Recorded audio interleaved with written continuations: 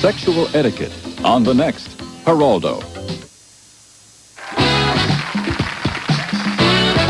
Welcome to Northwest Afternoon with your hosts Cindy Reinhardt, Dick Foley, and Dana Middleton.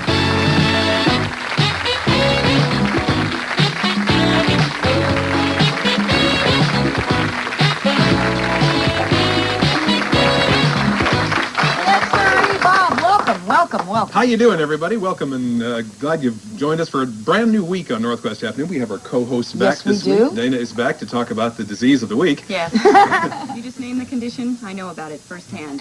Actually, I've signed an agreement with my doctor. I cannot become ill for 3 years, so I'll be here a long time. Can I meet your doctor? Yeah, sure. We have a lively and a very different show for you today. We have a heavy metal Christian rock group whose looks defy their message, in a sense. You're going to meet Bloodgood. Interesting. And I'm going to have scoop, but also a special profile on all my children. And not only that, a little live phone chat with Ellen Wheeler, who plays an AIDS patient on that very same show, on my children. They are getting into it with a storyline. Yes, they certainly are. Pretty heavy duty, isn't it? It is, and it's being well done because it's not a person that has used drugs. It's not a person that has any, had any particular specific contact to get AIDS. Is innocently low risk. So it'll be an interesting all right chat. Okay. Have a go at it. Thank you. Glad to have you back, Dana.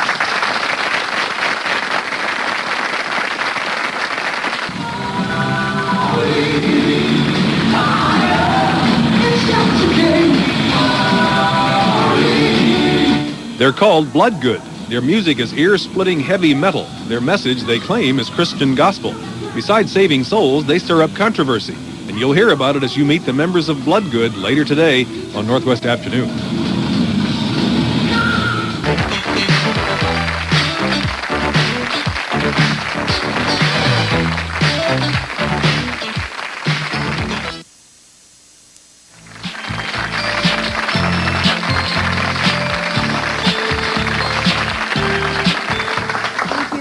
Thank you. Welcome back to Northwest Afternoon.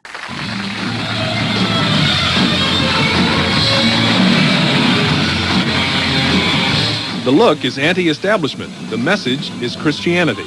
Meet the born-again heavy metal band Bloodgood next on Northwest Afternoon.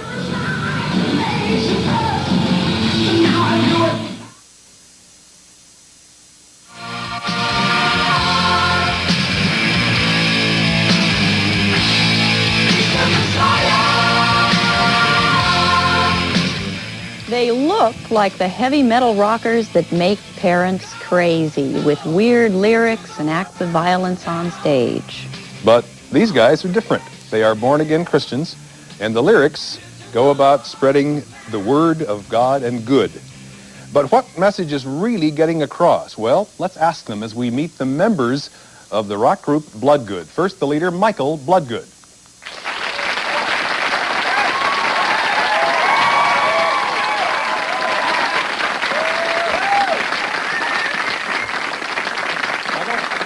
Les Carlson. Come on, Les.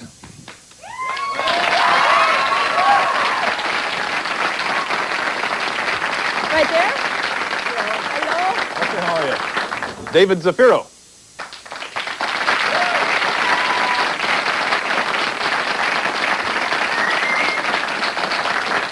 And why do we always save drummers so last?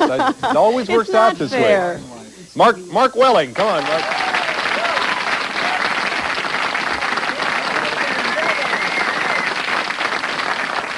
And we'll put a microphone on you so we can...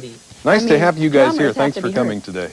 Very welcome. Glad to be here. Take us kind of to the beginning of a band like this, Michael, and describe to us how it gets started and how the elements of Christianity and heavy metal music are blended. Well, I've been actually involved in Christian rock since about 1972.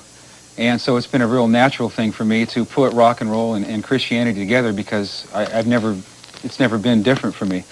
And to me, it's always been the most accurate way and the easiest way to reach the message of Christ to young people, because everybody listens to rock and roll. And the reason I ventured into heavy metal a little bit later was the fact that I was working in a music store here in the Seattle area, and most of my customers that came in were into metal. And I, sat there going, there is no Christian heavy metal. Yeah. And so, you know, my own way, I just began praying and about a Christian heavy metal band for Seattle, not really that I would do it, because I knew how controversial it would be. Sure. But the more I prayed, the more I looked into it, the more excited I got about it, and I just kind of committed myself to making the band a reality. And Does it strike you as a strange combination, Les? Yes. How does it work? Why does it work? Well, when I was first born again, I first met the Lord. I had been in rock and roll for many years, and rock and roll became very uninteresting to me at that point. And I was really into having a relationship with the Lord, and I just quit that altogether. It seemed strange when I was drawn back to it, but this time with a new mind, a new approach to it, a positive approach to it. Instead of professing sex and drugs and those things, I'm talking about Jesus now. Why take on an image that is so stereotypically sex and drugs in terms of clothing and appearance? Why? So that the kids that like that type of music can relate to us.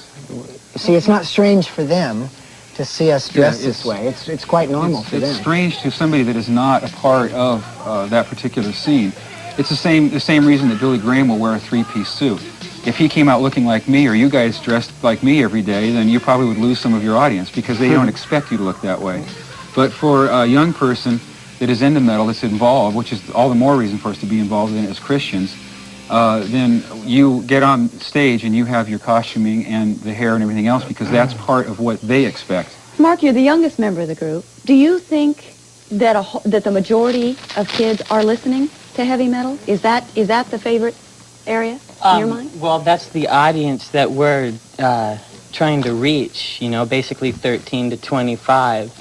Why? Why trying to reach that specific audience? Well, Michael used to work in a music store and in retail, and he would see all these junior high and high school kids come in, and he just saw the need for this type of a ministry and prayed about it for, it was at least 6 months. Go ahead.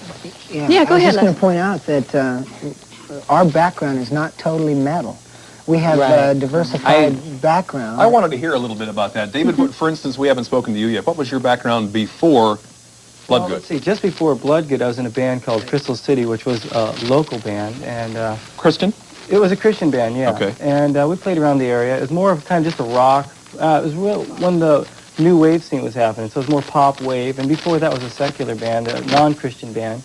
And that was also in the Seattle area. Does this work for you, and if so, why? This works real well. I mean, again, we have the youth, and the youth is involved, a lot of the youth now. Like, for instance, I'm from Bellevue, and I see a lot of high school kids, and they're into metal. They're just into it. And metal is a very dark area. If you look in the Bible, you'll see Jesus went into the bars and ate and drank with tax gatherers and sinners, and the people say, well, how can you do that? How is it that you can do this? He says, because these are the people that need it. So it's been very effective for Bloodgood to go into this dark area and give a light, which is Jesus Christ. Is that working?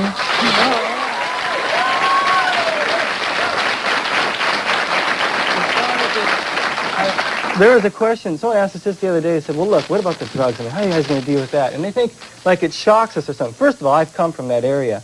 But there's a lot of the kids are bringing in, they don't know we're Christians at first. So they come in, they bring in some beer, they have a joint or something, some marijuana.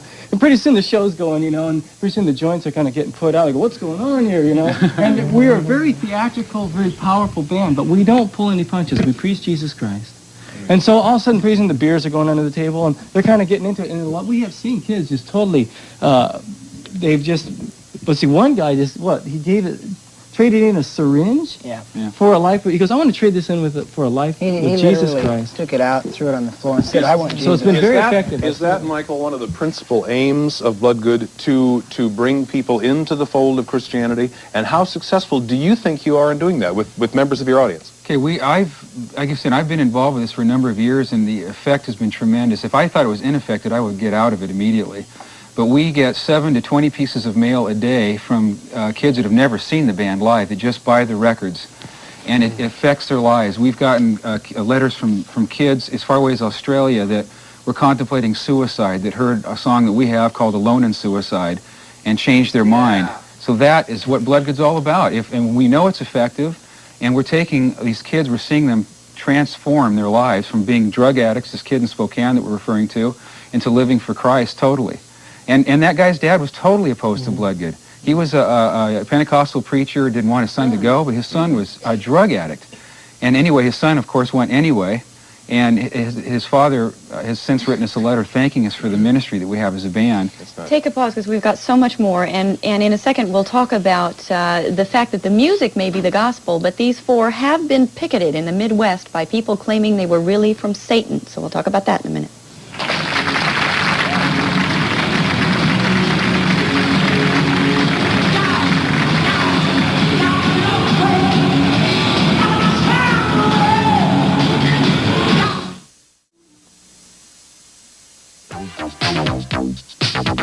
He's called the Ralph Nader of nutrition, and he says most weight loss plans are risky or downright dangerous. To hear some straight talk about losing weight safely, join us this Wednesday to meet Dr. Jack Yativ. To reserve your seat, call 443-8333 now.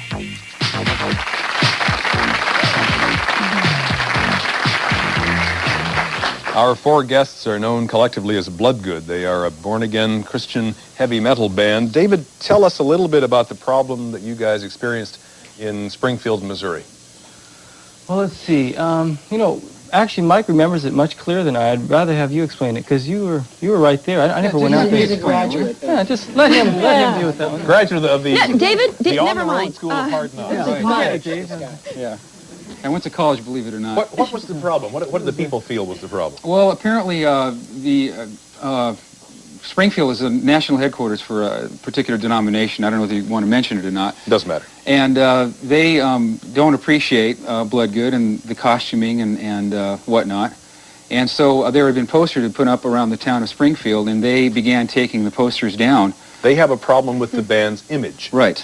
Okay. I don't know any of these people, and they've never had a chance to talk to me, but they don't particularly care for the image, and of course our posters have a picture of us on there. Have they listened to what the band is saying? No, most of our critics have never listened to what the band has to say. They stop at the length of the hair, or the kind of costume you wear. I mean, you know, and I say that quite honestly. No, I think that's probably true. Yeah. So they began taking it down, but unfortunately the faculty that was not really or the administration was not communicating with the student body, who was very supportive of the band. So some of the student body started getting, you know, like, hey, what are you doing? You know, we like Bloodgood, blah, blah, blah. So as a result of all this negative publicity, we had ABC coming out and a local cable, and we ended up getting like 3 minutes, 2.5 minutes of news time on an I don't know if it was an ABC or an NBC affiliate news station. How did the show go in the Springfield? It was an awesome show. Good. And the commentator was very, very positive. He couldn't see what the problem was. He thought it was great that we were doing it. And 2 days after that show, as a footnote, we got a letter from a girl that saw us in Springfield who was getting ready to commit suicide on her birthday, which was 2 days after the show. And as a result of, again, hearing Alone in Suicide, and Mark and I talked to her after the show, she asked Christ into her heart, and she's, you know, she's doing great. We have an interesting phone call on the line right now. Dovetails with that very nicely. Might dovetail nicely. Go ahead, you're on the air. Hi. Hi. I became a Christian in November 15th. And after that, I started having a lot of problems at home with my family and school pressures and everything.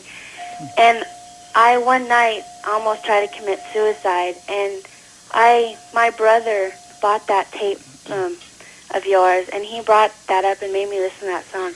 And that song just changed me. I mean, I didn't even want to think about committing suicide anymore. I mean, I don't think if it was for that song, I wouldn't, you know, if it wouldn't have been for that song, I would have committed suicide. That's a nice message. Thanks for calling. Yes, thank you.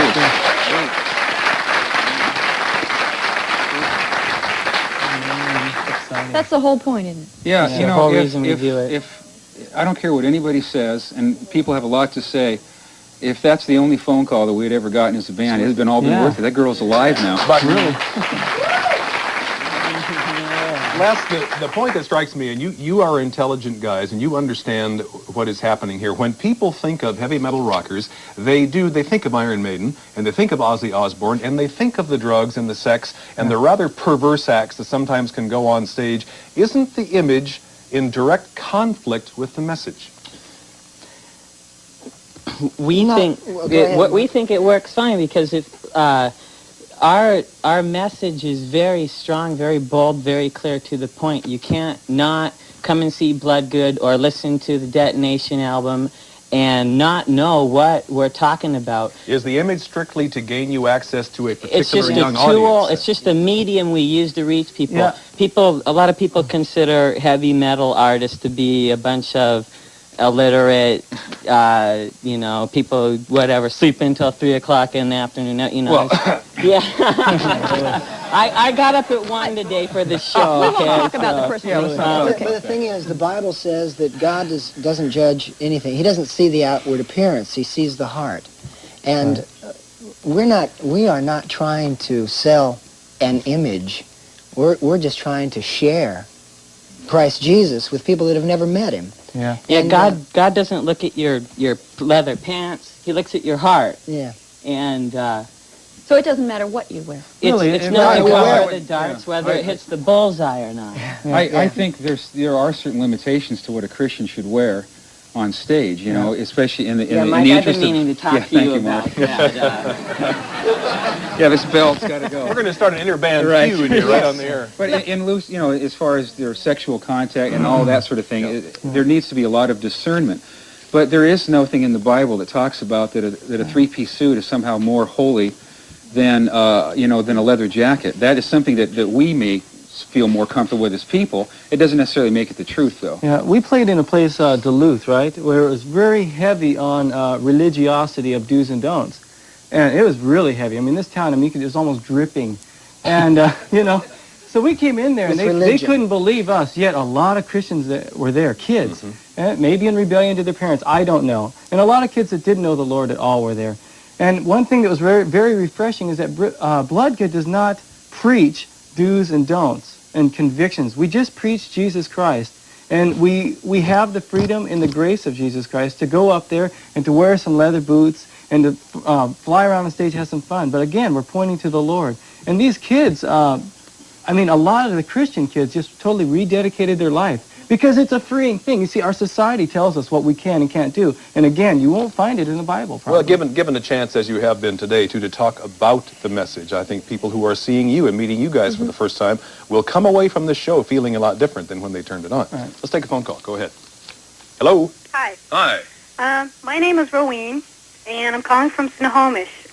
One of the things I wanted to say was that you guys were saying that the picketers that were picketing out and criticizing you guys were not looking or listening to the music.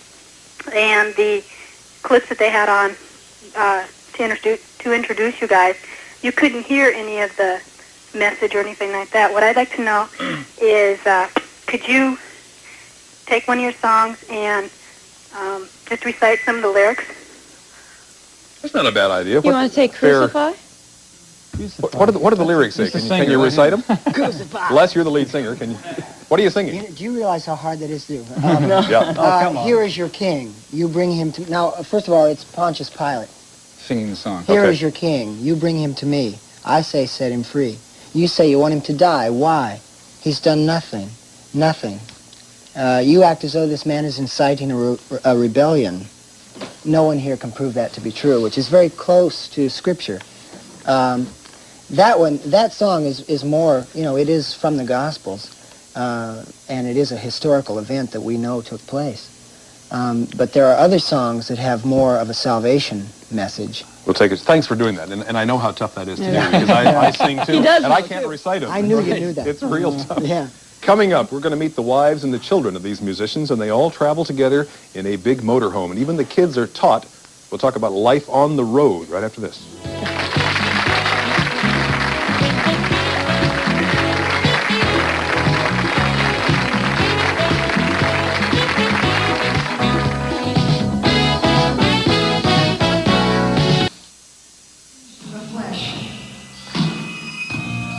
To do God's will, an obedient son, obedient to death, even on a cross. The book of Isaiah, unlike what you see in a Hollywood movie, Jesus Christ neatly pinned to a cross, blonde-haired. What do you guys think? of some of the other things that are being done on stage by heavy metal bands? No comment. Eating bats' heads and burning crosses, etc., etc. What's your opinion of that? Again, it's not those sorts of things are things that happen in the world, and we've come apart from the world in the spirit. You know, we live in the world. Those things that take place in the world are always going to take place in the world. You've separated yourselves from Yeah, we're separated from that sort of thinking, and our minds have been renewed, because we used to think about that, not eating bats' heads, but I mean, you know, whatever you can do on the rock and roll stage to be outrageous and all those things, our minds used to work that way, but they don't work that way anymore. When we go out to perform, we basically allow God to move us around. Many nights we'd be very tired from traveling, and another show comes up, sick, but still on stage, and realizing inside, in the flesh, saying, I'm not as good tonight as I was last night, but tonight the audience is being touched more than they were the night before. And that energy so we comes know, back to you. We know that is coming from God and not from us. Now, at this point, the band has not had the big hit record. You are not yet a household word. Those are all... This is the beginning. At Michael's house, you are. Everybody knows this. And in fact, we'll find out how much. We'll talk to another member of your household. Marilyn Bloodgood is out in the audience. Marilyn, how difficult, how tough is the life on the road? Because you all travel together, and I called it a big motorhome. It's not all that big.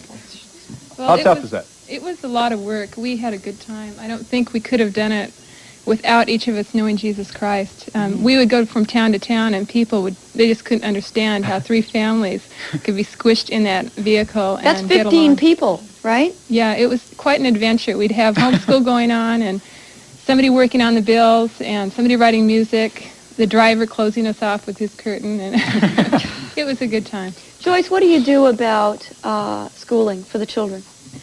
Actually, I try to get out of the way. They school their children, and they take over the dinette area, and they have an area where they store all their stuff, suitcases and I mean, they lay out the chalkboard and really turn it into a classroom. And my job at that point is, she said, doing bills. I was the tour director, so I'd usually have to go into a corner, find a piece of floor somewhere, and spread out the receipts and do the books. Do you wait for these days to end? Do you wait for the hit record and perhaps some normalcy to life? We don't really look at that, because when we're on the road, it's like one day at a time. And we just try and deal with all the troubles and the victories that happen throughout each day. Susan, do you see your husband as a musician or as a missionary? As a missionary and then a musician. Missionary first. Mm-hmm. There are people in 2- and 3-story houses, families of 3, that can't get along. How do you get along? Do you have fights? We get a little bit on the edge. I would think so. No, There's actually, a lot of us in a small place. I could answer that being the single one of the band. I'm the only, and I am amazed. I go with the roadies, okay? Yeah, so he doesn't even ride with his Oh, that solves that problem, doesn't it? I mean, I am blown away. I've been in a lot of bands, and this is the first band that I've been in that there's such a unity. I mean, I've been in bands before that there would be so much fighting that we would just cancel the rehearsal. And with this, it's like, if there's a problem, Mike, being the leader of the band as well as our spiritual leader, hey, wait a second, and you know, it never gets You say you go with the roadies. Let me come back to a point. Well, I can go in any of the vehicles I want. Really. To just you know, Paul and Saray get homeschooled when we're on the road, and But are there girls that follow the band that you go out those with? are groupies. No, are there girls that follow the band? Yeah. Just those. That travel with us. It's they're not just wives. They're multi-talented individuals. I'm asking if there are groupies that follow your group. Oh, well, there is that in any music that you do, but it's probably not as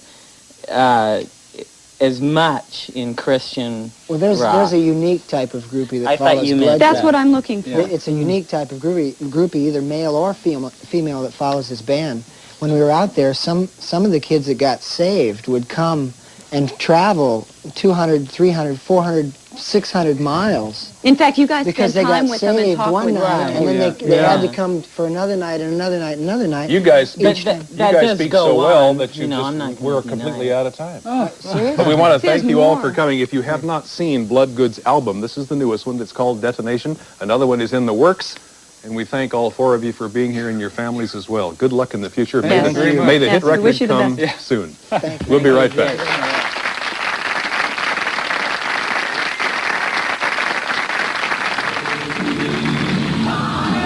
Bloodgood will be performing this Saturday at 7:30 p.m. at Tacoma's Temple Theater. For ticket information, please call 537-ROCK.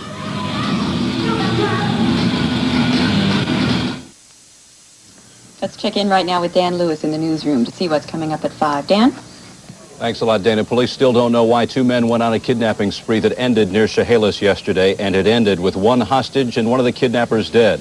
Some credit for pinning down the kidnappers is being given to the people of Morton, a community described as being well armed with guns and police scanners. We'll update the situation in Peninsula, where vandals caused $50,000 in damage. Some teenagers are in custody. There's a rush on for Retin-A, the cream that helps get rid of wrinkled and sun-damaged skin. Our family Dr. Bill Krauts will have an update, and we'll visit some senior citizens who are out today, exercising their bodies and their minds. Join Kathy Gertzen and me for KOMO News 4 at 5. Ah, yes. Want to get some of that Retin-A, yes, Retin-A indeed. stuff. One of the biggest selling books a few years ago, is all I will say, was called Our Bodies, Ourselves, and it was about all of us being young. And now that we're aging together and gracefully, the baby boomers are facing all the pressures and changes of 30s and 40s. So we'll meet 2 extraordinary authors of the new book called Our Bodies Growing Older. Growing older, something I will never know anything about. How would you like to be Tina from One Life to Live? Or Jill Abbott from Young and Restless? You'll let me know who, because we're going to do Star for Day tomorrow. I haven't decided who I want to be. Okay. Yes. I know. Oh, when I grow up. We're glad you're back. Thank you. See you tomorrow. Bye, everybody. Accommodations for many of our guests on Northwest Afternoon are provided by the luxurious Stouffer Madison Hotel in downtown Seattle.